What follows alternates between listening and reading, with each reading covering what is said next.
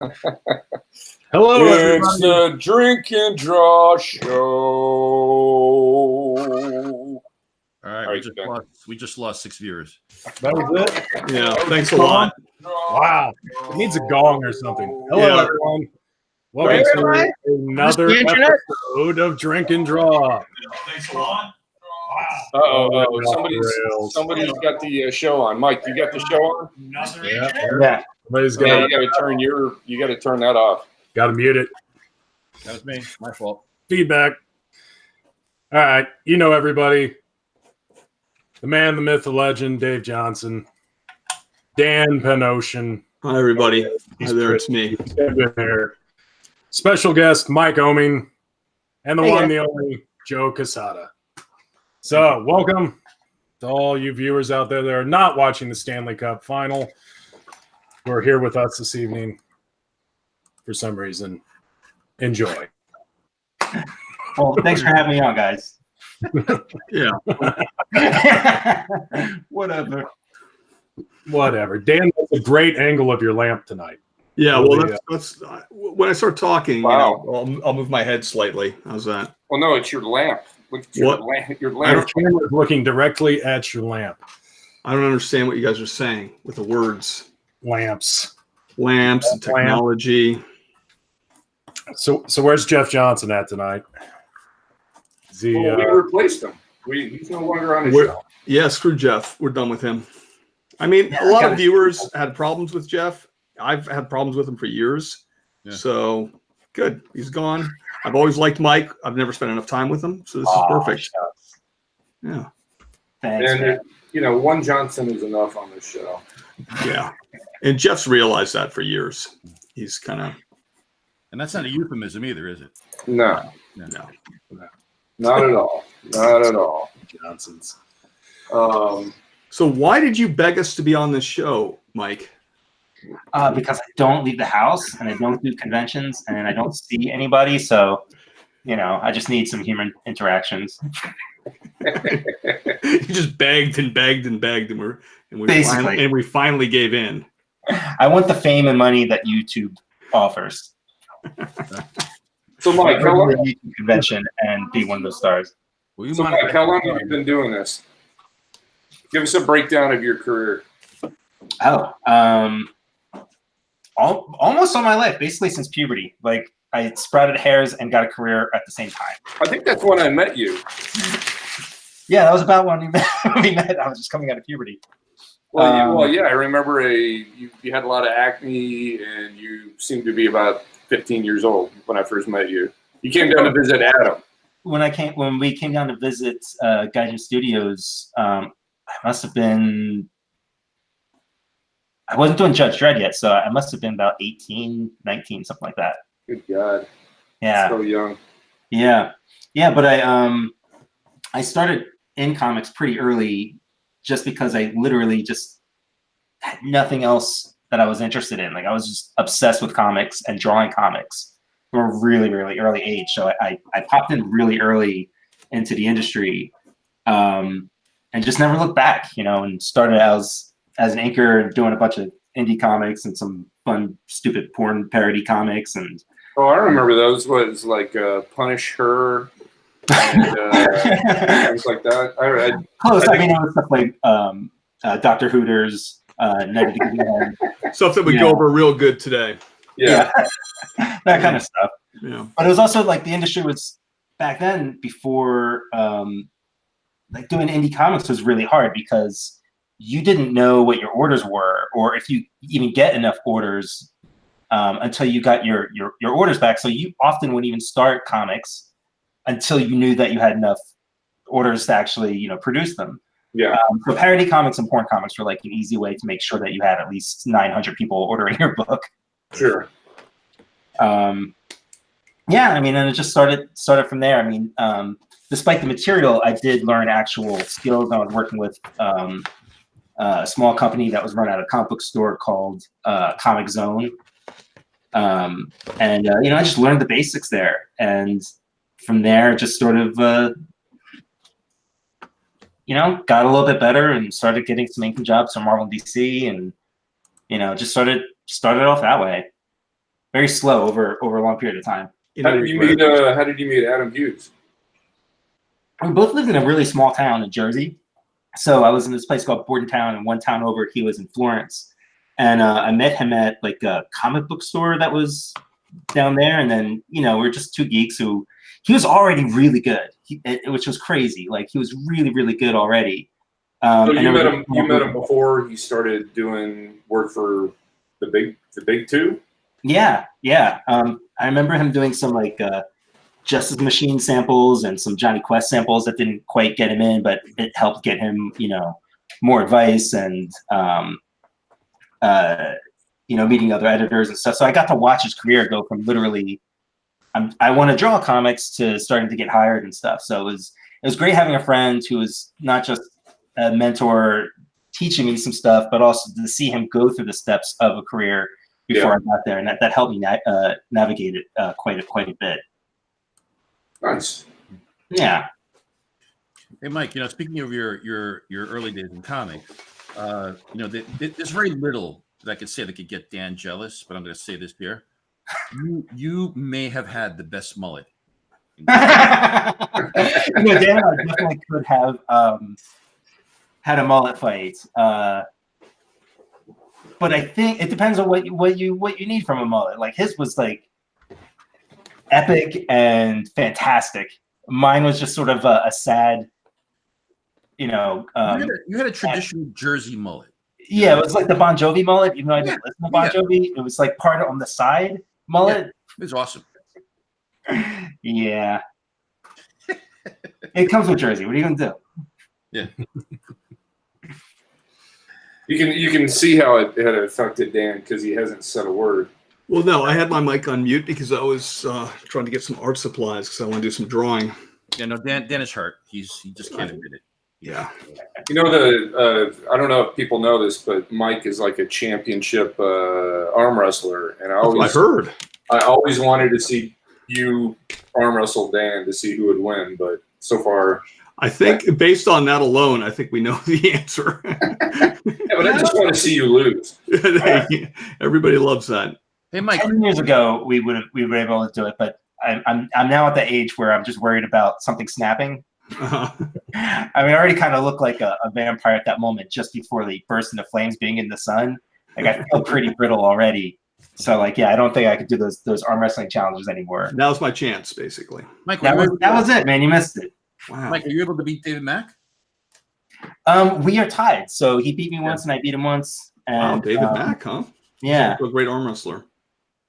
Yeah, David and I were like, sometimes when you meet somebody, you have that immediate kismet. And the first time I met David, he gave me a black eye. Wow. Yeah. Oh, nice guy. What? Any actual reason or? We were wrestling. We were wrestling, which was something that we did for years. Naked, of course. Yeah, sometimes. Yeah, because one does. Like sounds like me and Ron Garney. That was pretty much our relationship. Just black eyes, bloody lips all the time. Yeah, I was listening into one of the other shows, and was it you got headbutted and had your nose was that the one where Frank headbutted me recently? Yeah, Thierry, right? Yeah. Don't remind me of the Frank episode. Yeah, Joe's still recovering from that. He Frank headbutted his whole studio. I cannot tell you. It took me almost this entire week to just clean up my place from Frank. You know, it was. You know what it's like? It's like having a baby Cro-Magnon. Into your home. Literally. I mean, it was as if he had never seen a computer before. So I'm trying to set him up on my laptop in the other room. Yeah, far away from me as possible, and the camera gets going. He's like, "Oh, look at that! I'm on the camera. I'm on the camera." I'm like, "Oh my god, I'm in the computer. I'm on the camera." It was fascinating to watch, horrifying to watch, and then somehow or other, he tried to create a Google account, and he changed the password on my account. He changed my account to frankthierry@gmail.com. I don't know how it happened, but I've lost my Gmail account. I have to create a new Gmail account because Frank somehow or other, he's like, well, it didn't ask me for a password. I'm like, oh my god. Wow, that's why he ended up basically doing the whole podcast from the back of your shoulder, like It's like perched up there, screaming into your ear. He made himself one drink. That's all it took. And when I went to the kitchen after he left to clean up, there was stuff on the kitchen. I don't know what it was, but it took me maybe a good half an hour to be able to scrape it all off and clean. I don't know what it was. It was Wow. Absolutely That's awesome. And we all need like a chaos friend like that, you know. But here's the killer. Though. So the week before we do this, he's like, yeah, I'll come over and we'll do dinner afterwards, and my treat. I'm like, okay, great. So we went to dinner after this. Went to a nice dinner. Oh, good. Check comes. He's just still eating. His check's just sitting there. It drives me crazy. I'm like, give me that damn thing, He didn't pay for dinner. So after all that, how about a cleaning bill? He probably just didn't have the password. Yeah. Oh my God. He just needs a cleaning bill from his. That's my joke. I'm gonna keep going with. Frank always reminds me of the Tasmanian Devil. He just descends and wrecks everything, and it's just literally, and it's happy and leaves. It's been a really long time since I got to hang out with Frank, so it was nice to see that he hasn't changed any. It's like inviting. It's like literally going into the forest and finding some feral animal and bringing it into your home and just letting it run wild for a couple of hours and hoping that nothing gets destroyed. I can't wait for the blowback on this conversation. Here's the best thing about it. He doesn't know his way around a computer, so he'll never be able to chime in. Yeah, he'll never actually. He's never seen the show. He's probably never watched the episode we were on with him. All right, fair enough. So Grifter R1, big fan of Oeming's book Victories and of his Island General. Good to see him here. Aw, that's very sweet. That's sweet. I'm glad somebody brought that book. Mike, how'd you get at your style? You have a fairly kind of unique style to the industry these days. Fairly. Let's not go too far. It's one of those stories that I like telling because it came out of failure. I had early success in comics. When I went from like inking and stuff, I think I was drawing Judge Dredd for DC. I was penciling and inking it. I was about 20, maybe 21, and I wasn't really quite ready for the job. And I got like 4 or 5 issues done before they let me go. And then, but it was still big. I was going around the country and doing some signings and stuff. I was having that first real level of success. And then I did Jim Kruger's Foot Soldiers, which was really well liked. And a couple other things, and things were going really great. And then that the industry collapsed on itself in the mid-90s, early mid-90s. And at the time, I was still trying to draw very much like the guys that I loved, which, Michael Golden, Kevin Nolan, Art Adams. I still had my Mignola influence then even. But it was definitely more into that like highly detailed line work.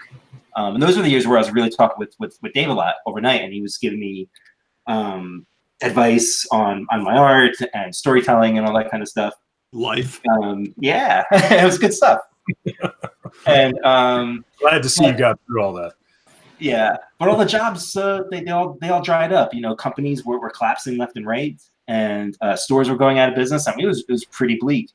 And at the same time, my son was born, so there was not bringing in any money, and my son was there, and so I had to go get a real job. And that's when I went and got this job at like a security firm where I was not really a firm. It was just I was watching cars at an auto dealership because I knew working a nighttime job I could still draw.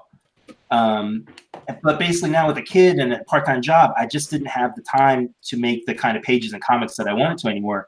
And I was experimenting with the Batman Adventure style, trying to get some jobs on that. And I started to figure out like what was special about that kind of style, not just the cartooniness, but like things stripped down, like not needing a million lines on stuff. And I leaned in that direction because I just didn't have nearly as much time to draw anymore, but I still wanted to make comics. So being forced to take a step back from both my career and my drawing style, I was able to figure out something that was way more unique and work better for me and stuff. And that's kind of how it started out. And ironically, I never really got any jobs on Batman Adventures or any of the Adventures style stuff that I attempted on, but it did set me on this path. So, that's how I kind of got here. Cool. Nice. Right. Dave, what are you working on? You got a Mr. Miracle commission you got to go in there? Yeah. Yeah, it's a long overdue commission. I'm just trying to get through commissions I owe people. Feel bad.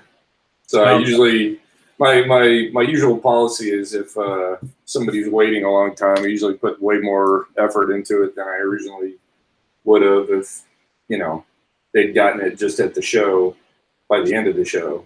Basically, you're saying you hack it out at the shows and then, right? Well, you know how it is at a show. You can't really do your best work. So I try to. I do. I always do my best work. Yeah, right. I know where you guys get. I've seen your con sketches. I know that's bullshit. Okay, all right then. Yeah, right. Yeah. I laid it down, didn't I? Yeah, I didn't expect that. But welcome to the show. Early today. Early today. Hey, I thought people like Surly Dave. No, they like Drunken Dave. Are you Drunken Dave? Oh, shit. I don't know. Is there anything but a Surly Dave, or is this like levels of Surly? Well, Mike being on the show, it's Sweet Dave. I like Sweet Dave. So, Mike's been a long time friend. We went through the Art Bell thing together. Oh yeah, that's some fun days, man. Late night conspiracy TV talk shows were. Did you guys ever listen to Art Bell? No, because I was going out and having a life, and I know very accurate. Yeah. Well, yeah, me and Mike, we would just sit at home drawing and listening to Art Bell talk about UFOs and time travel. So, good time. I like that. That's the commentary. Putting that into the vault for some ball busting later. I guess Dan was drawing comics while at strip joints with strippers on his lap. I think he's remember, I'm sure Joe's never been there, but he's probably heard of Billy's Topless. And Topless, wow. Remember that? It used to be right by the Marvel offices. No. Is that where Billy Tucci would hang out? Yeah, it was. It was mostly Billy Tucci Topless. It was not as what was exciting. That sounds terrible. Yeah. I never went to Billy's Topless, even though it was 3 blocks from where I lived. Yeah, it's right there. And even eventually when Giuliani cracked down on all that stuff, it became Billy's Stopless. I'm not kidding you. Stopless. Yeah, so it was a bikini bar. But yeah, that's a lot of fun. It was about as low key one of those clubs as you could. I mean, it wasn't even close. It was just an old man's bar, Yeah. $3 Budweisers, that kind of thing. Yeah. God, I love old man bars, but they're like a dying breed anymore. Yeah. Like I know the bar is good if they've got that old like Michelob Light with the horse and the carriage and like good 20 layers of dust on top of it. Mm-hmm. Hey, Mike, we got a question for you from Garland. Uh-oh. How was your experience with Young Animal? How does it compare to working in other groups? Yeah, we're on Cape Carson with Jonathan Rivera and Nick Filardi was coloring in, Gerard Way and Nick were writing it. It was so much fun. And I guess because it was an imprint and it was very specific to Gerard's tastes, it felt, I don't want to say it felt like a creator-owned thing, but it had that same kind of freedom to it. We definitely had editorial guidance and all that stuff, but because it was so weird and very specific to just that universe, it was a great time. And weirdly, it was the first time I've drawn a monthly book for one of the big companies and for 2 years. So it was really cool to do something like that. Right. I've done monthly books on, creator own wise, but not for a company before. So it was nice to like finally do that after all that time. I became really good friends with Jonathan Rivera too, which is great when you get to work on a book and the whole experience is awesome. That's so much better than just the work that you're doing is great. So yeah, it was kind of a dream job, really. So if you had your druthers, we all have them. What characters would you work on? I mean, if you had to work on, the big two. You're forced. That's hard to say. I mean, obviously there's certain characters that are just really fun to draw, like Batman, because of the shapes. They're just really super fun to draw. I don't know that I have much original to say with Batman, but I keep trying. I keep thinking about it. And the new gods, they're just the coolest. But I don't really have like that sort of bucket list of like hardcore stuff. Usually I find out during the experience how much I like working on a character. Like I did some Guardians of the Galaxy stuff, and going into it, I was like, all right, this will be a fun job. And then as I worked on the pages, I started to discover, oh wow, I really like drawing Gamora, and like figuring out the things about the characters that work or doesn't work, or the things that you can focus in on, express. That's the stuff that's really fun, is sort of discovering what you didn't know about a project or a character when you go into it. Yeah. Every time I see your style, I keep thinking, I'd love to see Mike do some crime noir stuff. Yeah. Try it one of these times. Yeah, give it a shot. Stretch your wings. Well, you're already doing that with Dick Tracy. I mean, that's kind of crime noir. Yeah. Or did I miss the joke? Yeah, that was a joke. Jesus. You guys are idiots. That's all. That was definitely a lot of fun. Yeah, you have a lot of respect for us, Dave. Yeah. Thanks for following Mike's career. You guys are such good friends. Yeah. Well, that was fun. Like getting ready for the show, was trying to go through as many of the shows as I could, and it felt good to know that nobody really pays attention to what's going on in the industry or who else is out there. No.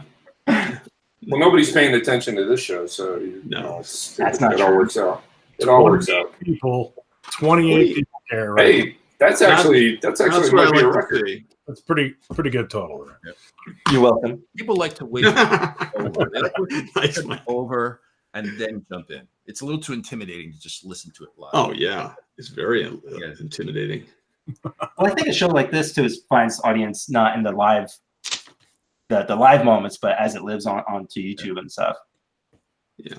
Hey, Mike, are you disappointed that you can't see what Joe's drawing? Always. I like the mystery though, and it's kind of cool that like some people on here will show just what they're working on. You get a nice variety of what it's like watching other artists work. You know what it is? I'm always drawing giant penises. I just don't want to. Again and again and again. Yeah. He's great at it too. We got a question from Mike. We never do the questions, guys. So Mike, Renfamous asks, Mike, is that Manga Studio? If so, what do you think of it? Oh my God. I'm working in Clip Studio right now. What used to be called Manga Studio, and I fucking love it. It's like the Photoshop killer. Like it's built for comics. Like it's got every kind of tool in there that you need. So like when you're using Photoshop, you're actually using a tool that's meant for photographers and designers. It's not really specifically for comics. But this has all kinds of crazy stuff from like perspective grids set up. There's 3D animation stuff built into it. There's all kinds of tools, and it runs much lighter. That was one of the things that came out of Cave Carson was I learned to draw completely digitally on Cave Carson, because up till then I was basically like doing some layouts in Photoshop and then printing it out and then inking it traditionally. Mm-hmm. But I had like a family crisis in the middle of Cave Carson. I had to go back out to Jersey to be with some family who was dying. So I was out there for like 5 weeks with just this little tiny slate to work off of, and I didn't even have Photoshop on. I just had Clip Studio, so it forced me to really learn how to use the program and stuff. And I can't believe how good it is. I do miss, like, I still do covers traditionally, but most of my work is done digitally now because it is so much faster. And there's a couple other advantages. Like as I get older, my eyes they just suck. Like they won't do this sort of like micro focusing in ways that they used to. So being able to blow up the page and get in there is a lot better. So yeah, I can't recommend Clip Studio enough. It's amazing. Let me ask you a question. Sell me on this, because I've been trying to switch over to Clip. So I work in Sketchbook, right? But Sketchbook's great for drawing. Yeah. When it comes to doing like the little mechanical things, like that Photoshop allows you to do, I tend to go back and forth, and it's a time killer, right? Because I bounce from Sketchbook back to Photoshop, back to Sketchbook, because each one does something a little bit better. And I know the Clip Studio does all of that stuff, but I found like every time I go into their user manual, their hotkeys and stuff, I'm like, man, this is daunting. It's going to take me like a month plus just to pick up on the program. Is it worth the time? Because to transfer over, I literally have to like stop my workflow for a while. I think it's worth the time, and I had the same issue, and that's why it took me so long. It took that emergency literally to force me to do this. Right. I suggest just going on YouTube to find those specific things that you need. Like one of the only things it doesn't really do is when you're coloring, it only colors in RGB. It doesn't do CMYK, so you have to finish off in Photoshop.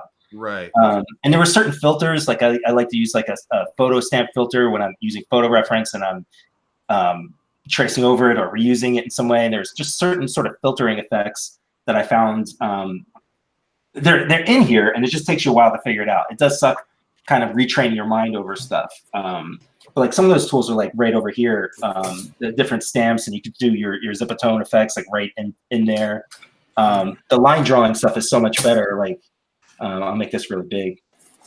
Like in Photoshop, if you want to draw a straight line, you basically have to do just up and down, left to right. But with this, you can just, and then you can even taper these off and all that stuff. And it's crazy.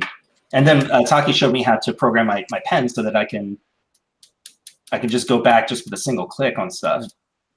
Oh, wow. You know what it is that actually that keeps you coming to Sketchbook is that they have the pen puck basically, which allows you to, and I could actually adjust the size of my pen tip just with a touch on my pen. You know what I mean? Wow.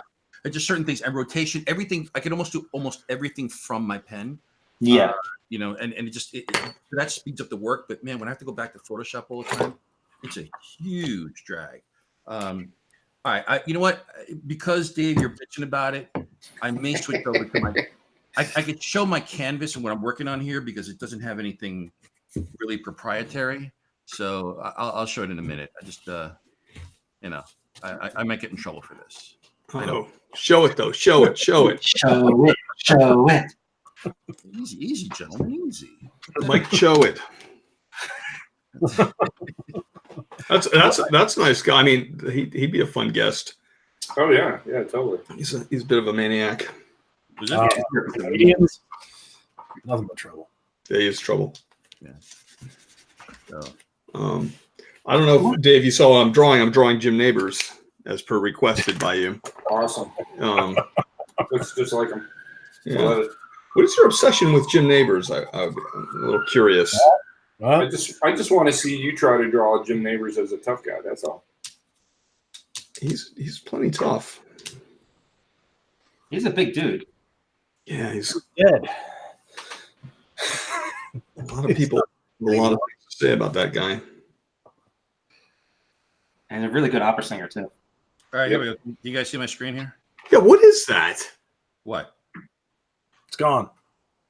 It's gone again? Is it? Or can Yep. you see my screen? Got it. Okay, there you go. So here's kind of what I'm working on. Guy with a gun. Wow.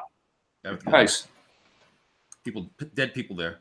So, But again, I don't know what you guys can see here, but can you see the art puck here, the pen puck? I'm moving around. So, yeah, What is that? So in Sketchbook, you've got this baby here that allows you to, increase the size of your pen nib, right? Keep But talking. I could also just do it. If I program it into my pen, I could just by holding the button on my pen, I could actually increase the size here, right? So, oops, I'm in white. I'm guessing you could program that into your pen in here as well. The problem is there's only so many, it depends on what kind of pen you get. I guess there's only so many options on your pen. Yeah, I've been trying to figure that out, right? Yeah. I'm trying to figure that out, and I just don't know. There's a way to program your pen to do whatever you want as long as there's a shortcut key for it. Taki was saying there's a way to get your pen to do whatever you want as long as there's a shortcut keyboard shortcut for it. Yeah, because the other thing I love is, again, I'm in pen mode. I click the back button, and I'm in eraser mode. So so it's just I don't even have to flip the pen over or go to the my keyboard or anything like that. It just makes life a lot easier. So the one that I chose, since I only got like 2 options on here, is the back button and the magnifying. Right. So I find that's really fun to go back and forth. I don't mind going over here to change the actual brush size, but I can see it depends on your thing, Yeah. Well, maybe I should get on the phone with Taki. Maybe she can help me with this because, again, the other thing. So if I just hit the space key, right now, suddenly, I could zoom in, I could rotate my canvas. So it's I basically operate with my pen and maybe 1 or 2 keys to do things. So all the functions that I need working in black and white are all here. So yeah, she can totally walk you through that. Yeah. So it's about functionality for you. Yeah, but then I think all the time that I gain, I lose by having to go back to Photoshop to do all this sort of the technical stuff. Like if I just wanted to take this particular image here, hold on. All right. I just wanted to say functionality a lot and pretend like I knew. If I just want to take the panel here and shift it over a little bit, there's really no way to just do a tap shift. I have to, I have to do, I have to again hold the V key, which then moves the panel, but it's never precise in Sketchbook. So, all right. Anyway, you've seen enough of my stuff. That's cool, man. Thank you. I've already, I've pretty much, I think I've overworked this Alfred Hitchcock thing to the death at this point. But beautiful. I think it needs another bird. It needs one more bird. One more bird. That looks like Brian Bendis. That doesn't look like Hitchcock. Speaking of Brian, is he ever going to go on the show? Remember, why'd you bump him last time? Because, come on, Dan. What do you have against him? I love Brian. Is there something? Brian seems like there's an issue. Brian is one of my dearest friends. But, I think it's rude. It's like he knows the show runs till 9.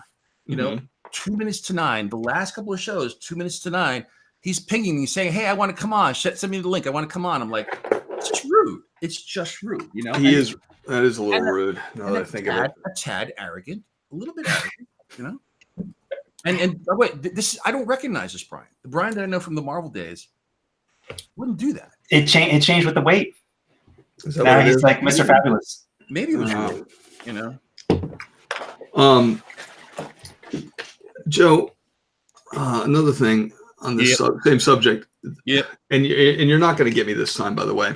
That's a bass guitar or a bass in the back. It's not even a guitar this time. So last time it was a guitar. That is the exact same bass guitar that has been there every week.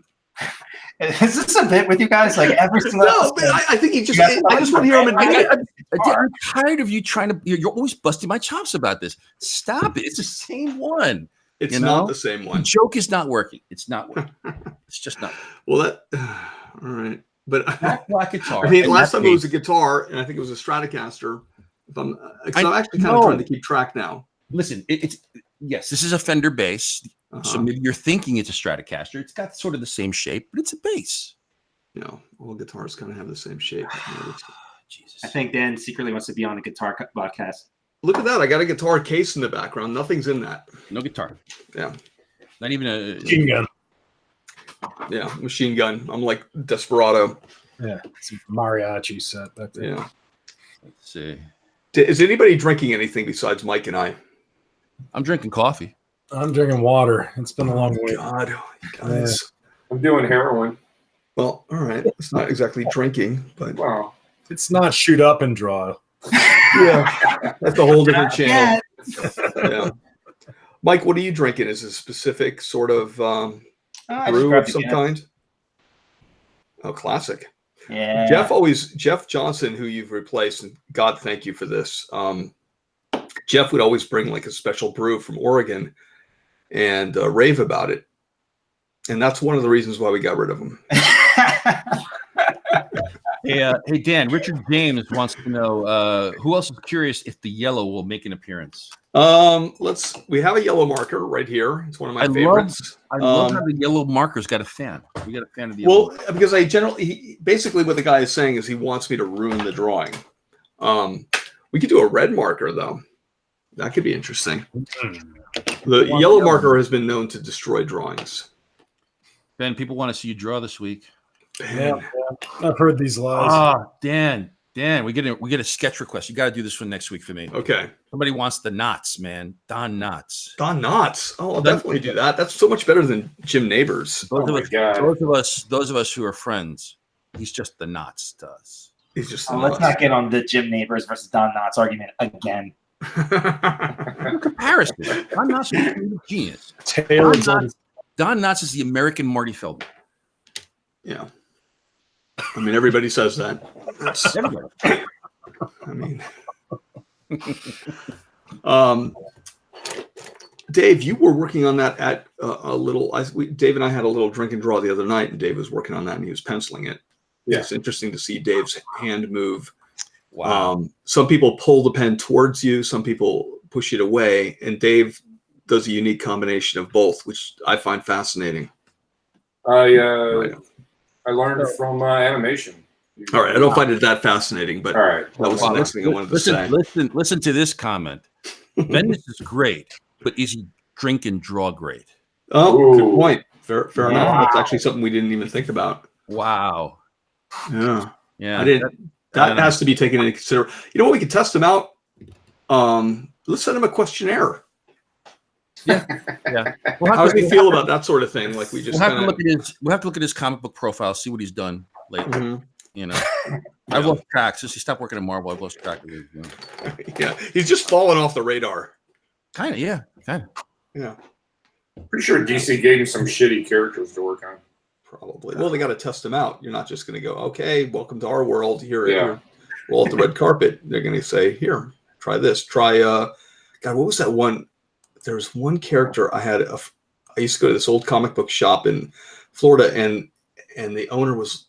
There was a Joe Kubert character called Ragman, and basically it was kind of like, it looked a little bit like the Brett Blevins Sleepwalker character, but it was just, he was all in rags, and he was kind of like slummy Batman who lived in the alleys but never quite made it. Mike Golden used to draw. He did? Like yeah. Wow. I had quite a few stories with him. Ragman. Right. Yeah. Well, it was in a Batman comic, you know. Well, he had his own comic book briefly, and Kubert did either some covers or even the interiors. I don't know. No, but I'm saying, it was a Batman comic that had Ragman in it. So it was. Again, I ever tell you about one of the worst signings I ever had was in Florida? Was it with me? No. It was. This is actually a great story. So it was in Florida. And it was a small shop, and it was a place that was close to where my dad lived. So my dad used to go there to pick up all my comics whenever they came out. So he kind of got to know the owner, and the owner was like, "Hey, you think you can get your son to do a signing?" So my dad guilts me to do a signing in the store. So I go to do a signing in the store, and it's a store, and I get there right now. At this point, I just finished Azrael, and I think I was already on X Factor. So, when I do signings, there were at least 10 people there, 15 people, right? And I get there, and there's nobody there, like not a soul. I'm like, okay, this is weird. So I sit there, and there aren't even customers in the store, except for a young lady who was sort of hanging out in the back, and she had a brown, like a large brown paper bag, and she's just milling about, and I'm like, this is kind of weird. She's not even shopping, she's just kind of killing time. So I'm there for like an hour, and I finally I get up and I start walking around. I'm like, hey, are you here for a signing? And she's like, oh yeah, I'm here for a signing. I'm like, well, I'm here. She's like, you're not John Cicada. What? I love that. So I turned to the owner. I'm like, did you advertise my appearance? And he said, yeah, it's in the front window. I'm like, what are you talking about? So I go to the front window, and the brown cardboard backing that, like when you buy a dress shirt, it's in the shirt. It's a brown cardboard backing with blue ballpoint pen saying, appearing here tomorrow, Joe Quesada, right? And that's what stuck to the front of the door, the front of the window. And I'm like, okay. A lot of advertising. Good PR. And somehow or other, this poor girl, she's carrying John Cicada albums and a couple of CDs for him to sign. And this poor girl walked by, and because it was blue ballpoint pen on brown cardboard, she thought it said John Cicada. But somehow, why she didn't ask herself, why is John Cicada appearing in this hellhole of a comic book? And this is at the height of John Cicada's career, right? It was a classic moment. So you signed something. I can actually beat that story as worst place to sign. Also took place in Florida. Yeah. Also, your mic is in front of your face, Joe. Yeah, I know. You purposely did that? I was getting texts that I wasn't heard. So God forbid, these people should be missing my luscious tones. So. I'm kind of a creature of habit, so I would always go to the same restaurant again and again and again every day, and then inevitably the people at the restaurant would talk to you. They go, "This guy's, let's make friends with him because he's going to be here every day. We better get to know him." So they asked me what I did, and I was probably early Marvel days, so maybe I was 21, 22, and I was bouncing back from New York to Florida quite a bit. So they said the manager became like, I wouldn't say a friend, but we were very friendly, and he was very excited about the comic book aspect. He's like, "Why don't we do a signing here?" and I was like, "Sure, we could do something like that." And I did a signing at an El Pollo Loco.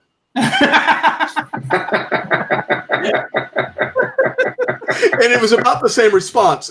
I mean, not a lot of people are flocking enough. Flocking? Flocking? Did you say flocking? Well, I tried to tie it all together there, but yeah, flocking. But no, if I did a signing, it would be at a comic book shop, and it wasn't a big town. So if anybody was interested, they'd probably go to Enterprise 1701, which was the comic book store, not the El Pollo Loco for some reason. You see, Dan, that one, that's self-inflicted.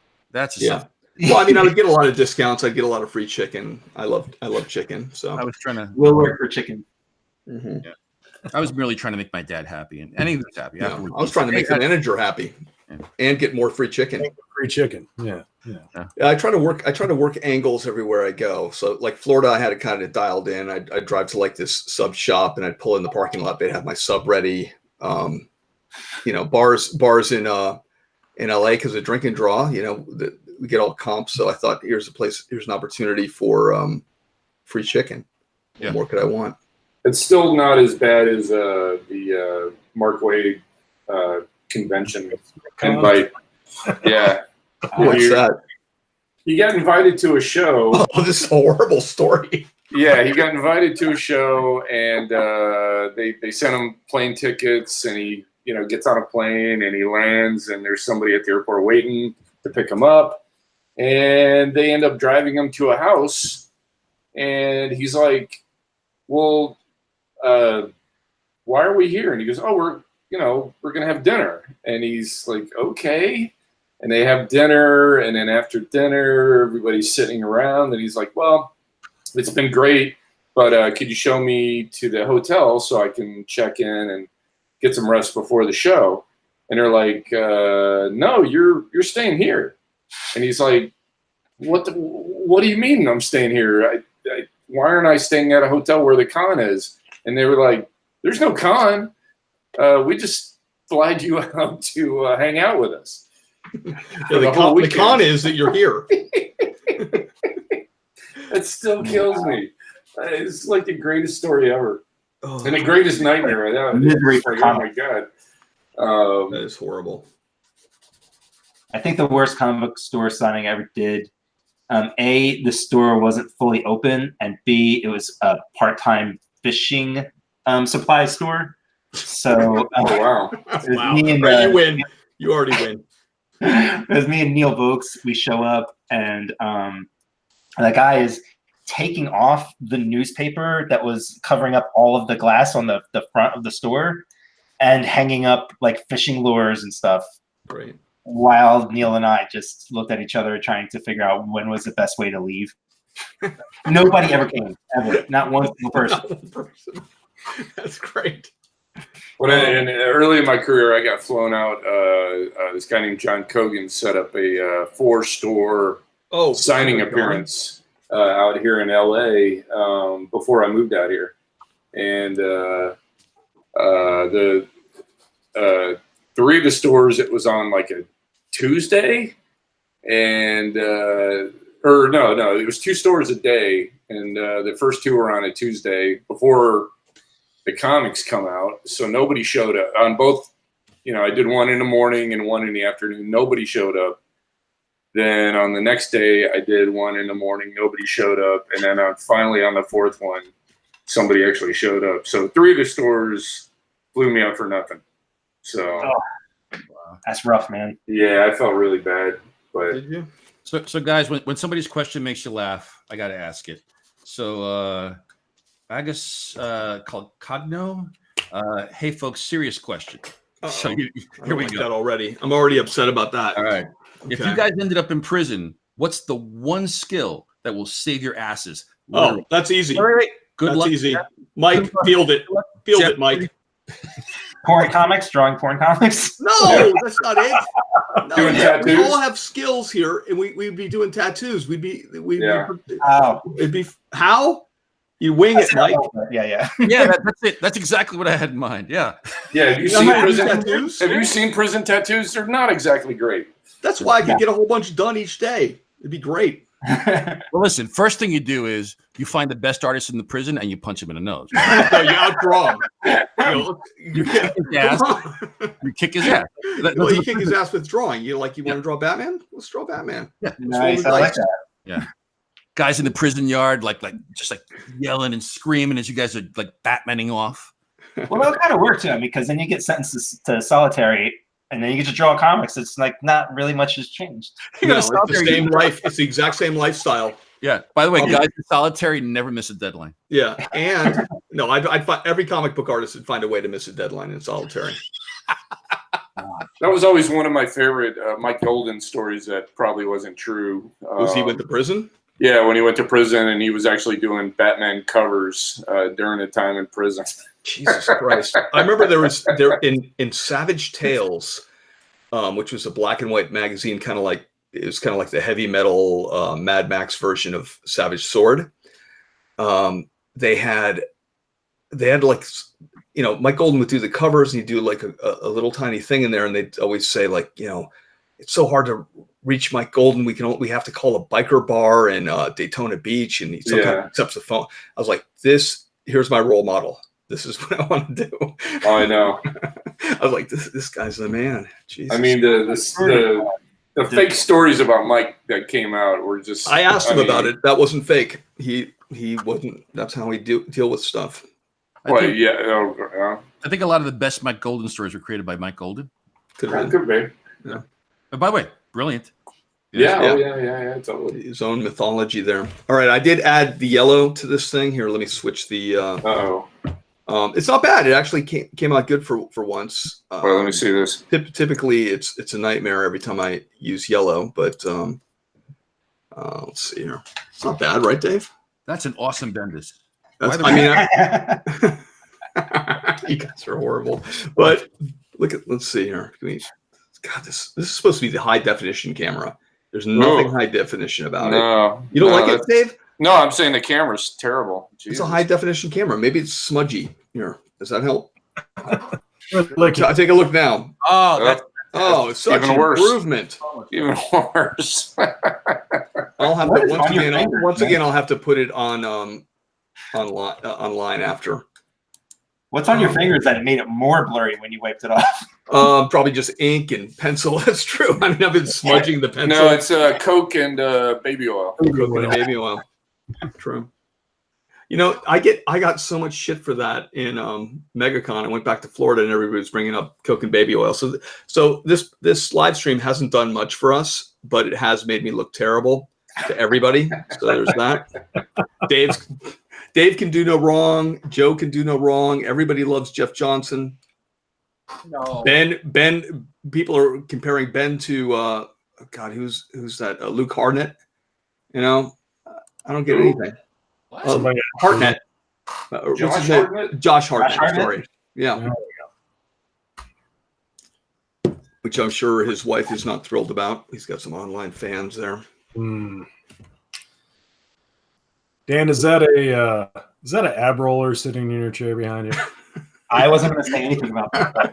That is an ab roller. Doesn't get much use. I don't really hit the gym much anymore. All I do is I go in, I box, and I'll do like biceps like once a week or something like that. I used to be in the gym every single day, 5 days a week, and then probably about a good 2.5 hours until I had a kid, and then that was it.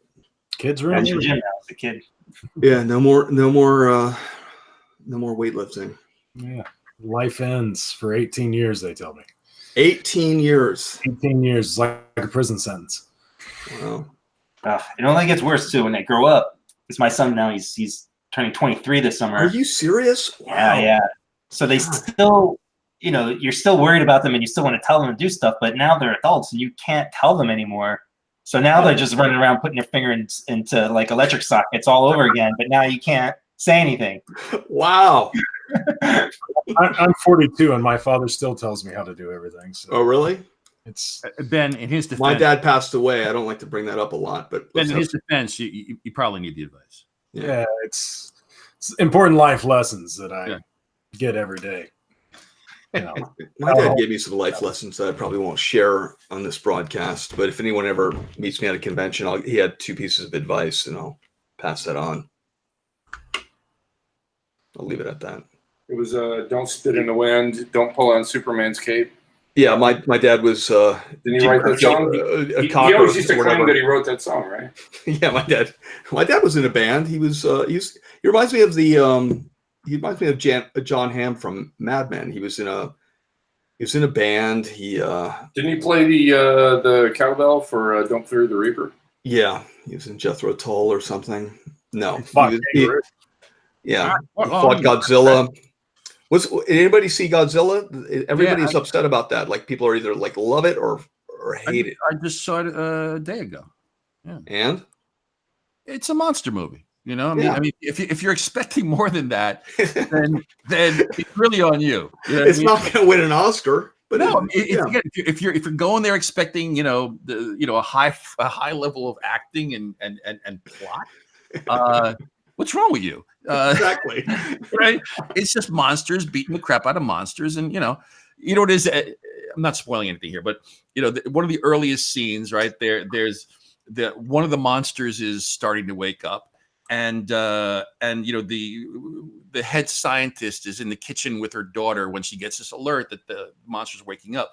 You cut to the next scene, the big lab facility and stuff, and there's a scientist, and she's got her daughter with her, and I'm sitting there going, is it bring your kid to work week or something? Because seriously, but from that point on, if you're not separating your brain from the rest of the movie, it's again, it's on you. But I thought it was fun. I thought it was monsters beating the crap out of monsters, and that's what I paid to see. And that's what they love to do, I hear. Kind of like Drink and Draw, right? I mean, people come here expecting anything, high literature, anything. It's on them. Okay. So speaking of art, I have a question for you guys. Since I've started almost full time working digitally, there's a lot of advantages to working digitally, specifically time wise, and it makes certain other techniques a lot easier to do, or just opens up your mind in a lot of different ways. But it's like working with like 6 or 7 safety nets under you. Like there's no mistakes that could be made because I could just undo. Yeah. I can just do another layer and fix it and stuff. And sometimes I find myself even kind of blasting through a page, and then I'll just make another layer and just fix the stuff that I don't like. Do you think that affects the way that you draw? Because when you're working on paper, there's a certain amount of safety net, but not really. I think personally, I would think that would improve things because you have a lot more freedom to make mistakes, right? Yeah. I've made mistakes digitally that I can't bring back. It's true. I've heard of those. It's if you go beyond the history save register of a particular piece. Yeah. I found myself drawing on completely the wrong layer, but it's a layer that I wanted to keep because the drawing was really solid, and all of a sudden I'm I'm thinking I'm on the second and I just completely lost it. And I couldn't go back far enough. So I've made those mistakes. For me, I find it liberates me to do more stuff than I normally would. You know, take a few more chances. I'm pretty impressed with some of the inking you see digitally. I know I don't ink digitally, but there's some people that I was blown away when I found out it was digital inking because I mean it looks like dry brush. There's some like spontaneity to the line and David Marquez. Like I've seen him work because he's here in Portland and he works really hard to break the program to just make it look like it looks like he's working with a quill pen. This was amazing. I'm sorry, who's this? Dave Marquez. Oh, Marquez. Yeah. You know what's nice inking is Otto Schmidt, and he inks digitally, and man, that's just some, you know, his sketches are like remarkable. I mean, now you can tell like, okay, that's colored in Photoshop, but as far as the inking goes, when he's just straight inking, I mean, it has so much life to it, and that was the problem with inking prior, I guess, to the advancements of Photoshop and now Clip Studio and Sketchbook Pro and everything. But now, if you're pretty adept with the tools and you grew up with those tools, they're indistinguishable. I do think that there's a danger if you're not making the program work for you specifically. Yeah, it kind of creates this apex point where the lines start to look the same, whether whoever is drawing it, because if they're using the same brush tools, or if you're overusing, which I've been guilty of, overusing the stabilization. It's kind of like you need those old school foundations, I think, going into working digitally. Otherwise, often, not always, but often there's a danger that you just see it and it kind of sucks some of the life out of danger is exciting though. Yeah, that's true. Well, that's how I feel about the coloring. That's why I try to keep my coloring looking. Coloring takes me forever because it's limitless. So it takes me longer to color a piece than it does to draw it. But I'm saying the techniques I use when I color, I try to make them look like traditional. And it never does, and that's why keeps you coming back. I'm saying that's why it keeps you coming back, because it's the challenge of one day being able to achieve that. And so far, it's been a failure. I get asked a lot, like if I'm doing something traditional. And pretty much everybody else really knows that it's not the case, right, Dave?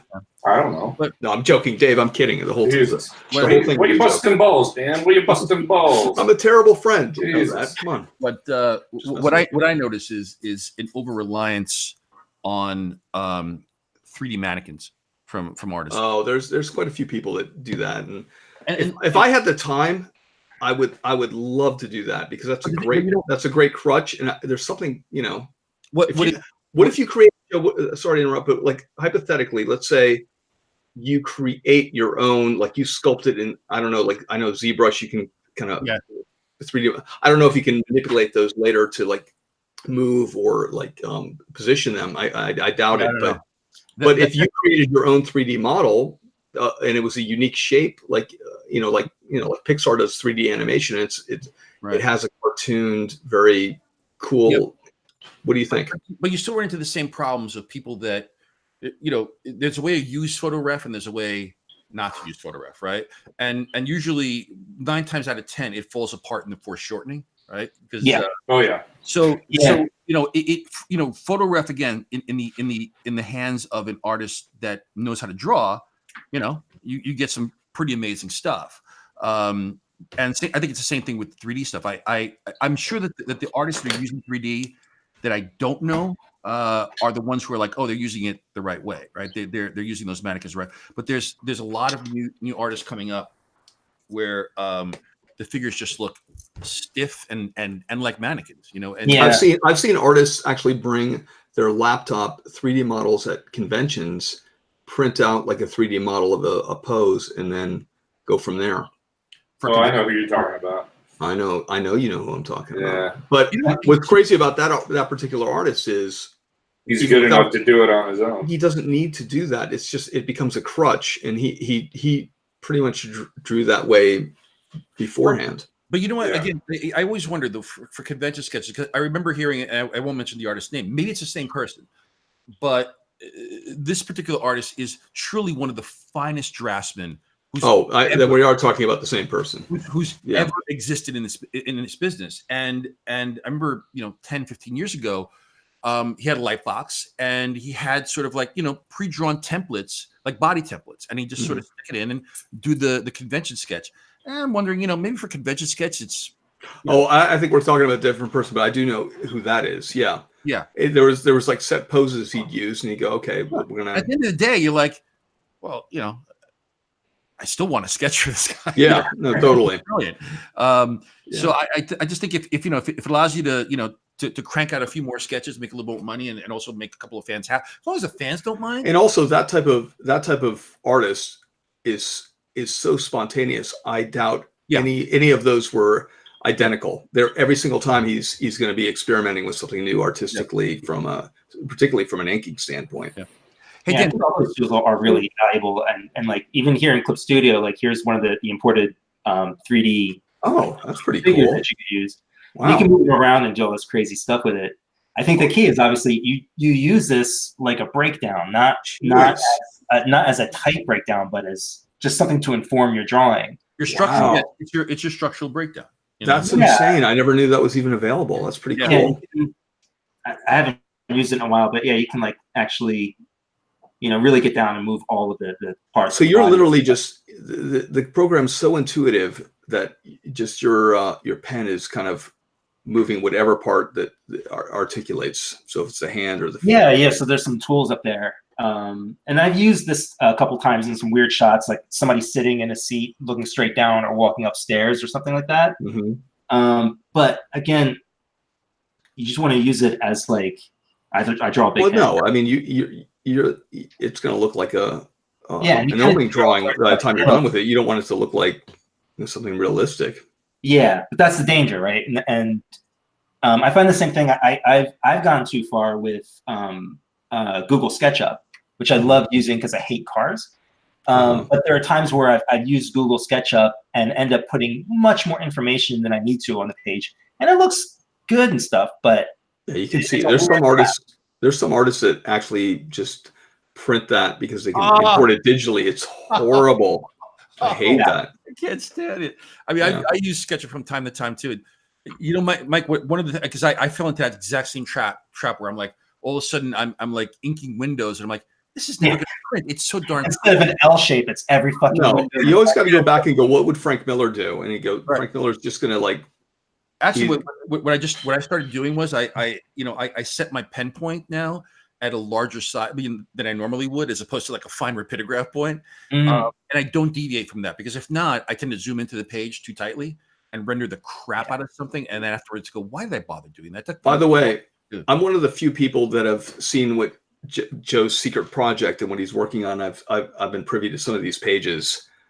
I don't even know if if like modern day printing can handle what people are going to be seeing. If Joe ever finishes this. Yeah, it's your life story, right? And it's for a whole different publisher. It's not even Marvel, I hear.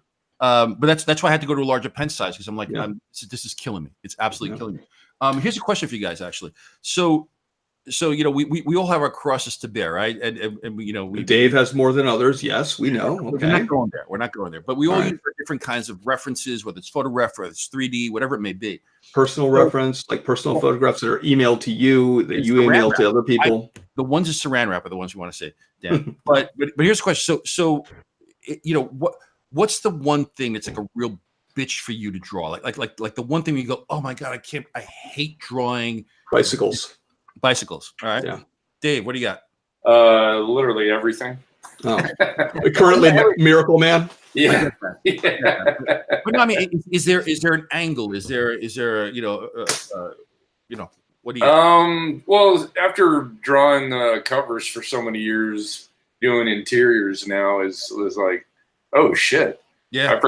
I've completely, that muscle is atrophied to the point where, it's a real struggle again, like I have to remember all the tricks that I learned back when I was doing interiors.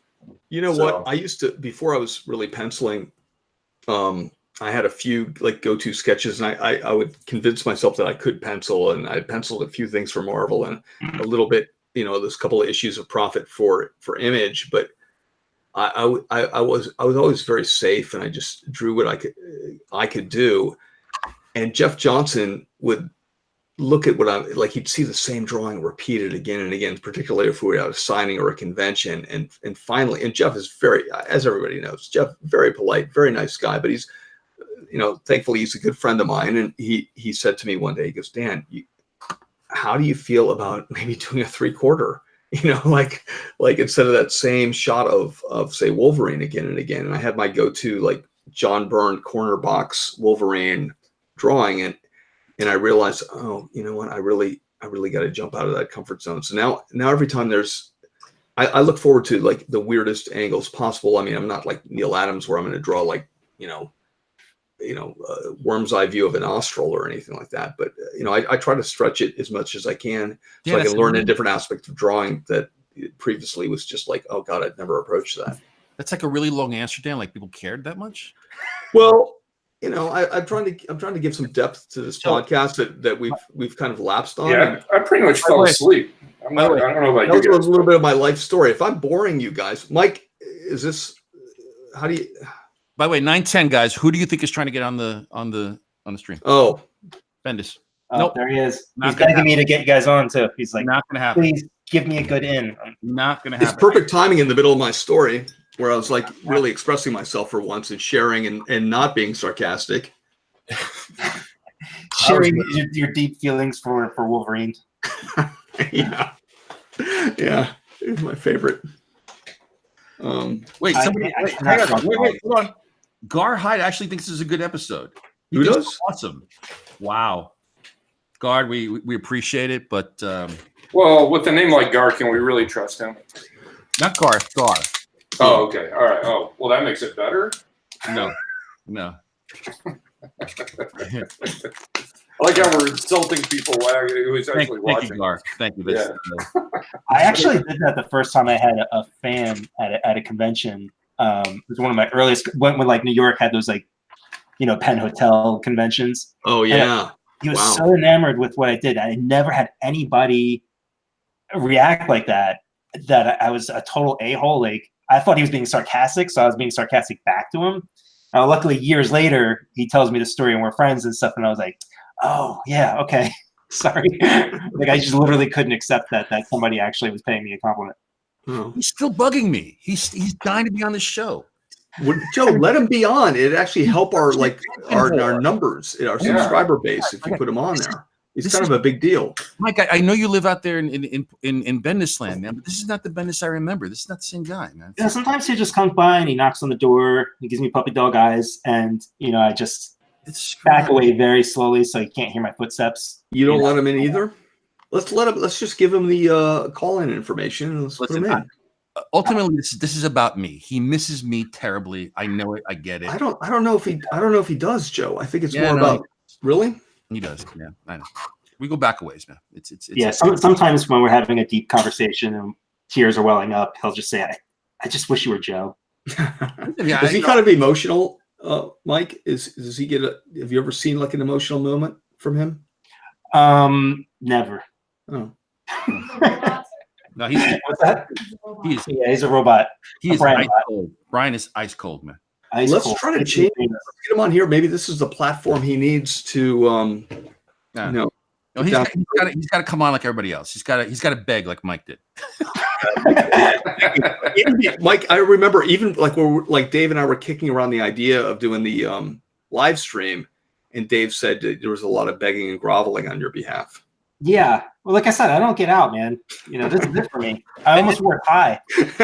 So basically, we begged Mike to be on this week, and Mitchell Cohen makes a really good point here, where he says, Bendis waits, because this is Mike's moment. He's right. This is what he tries. That's true. He started this young. He wants to upstage you, Mike. He wants to upstage you, and you know what? Cool. Enough of this. You don't need a Brian Bendis in your life. You have a career. Well, I mean, he does if he certain projects he does need him. That's debatable whether I have a career without a Bendis or not. But no, I'm just saying there are certain projects that are synonymous with the two of you. And those like when the Beatles broke up, McCartney had a great career. He did great. Everybody loved Wings. Everybody loved Wings.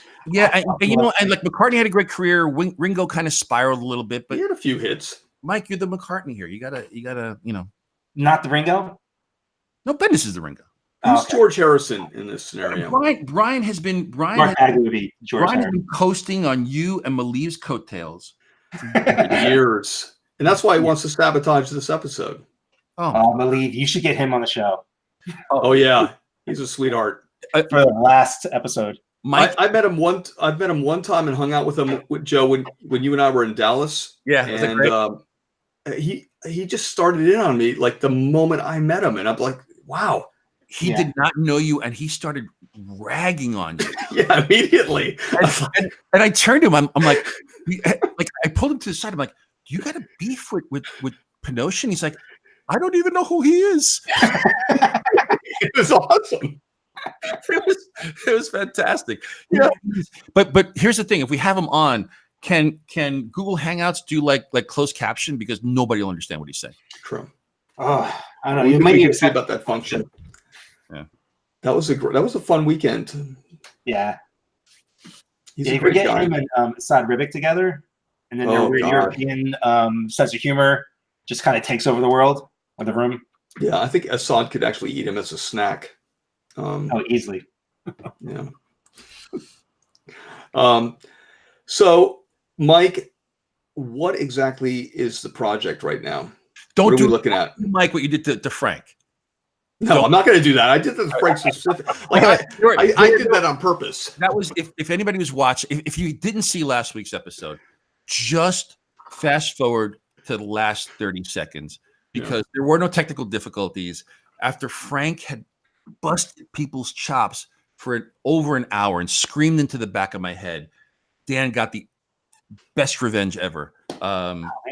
By asking Frank what he's working on. When Frank started, he just cut the feed off. Yeah. No, I really want to know what you're working on. So that's brilliant. This is for the Power's 20th anniversary. Oh, so cool. Yeah, I can't believe it's been 20 years. Jesus. What did I do with my life? Is Bendis writing that one? I'm letting him write a couple chapters. Ooh, nice. Nice. Yeah. You know, again, you should just think about a solo career, man. You know. Yeah, I'm thinking about it. You don't Dave is on a commission. You don't need to share that limelight with anybody. You know. Yeah.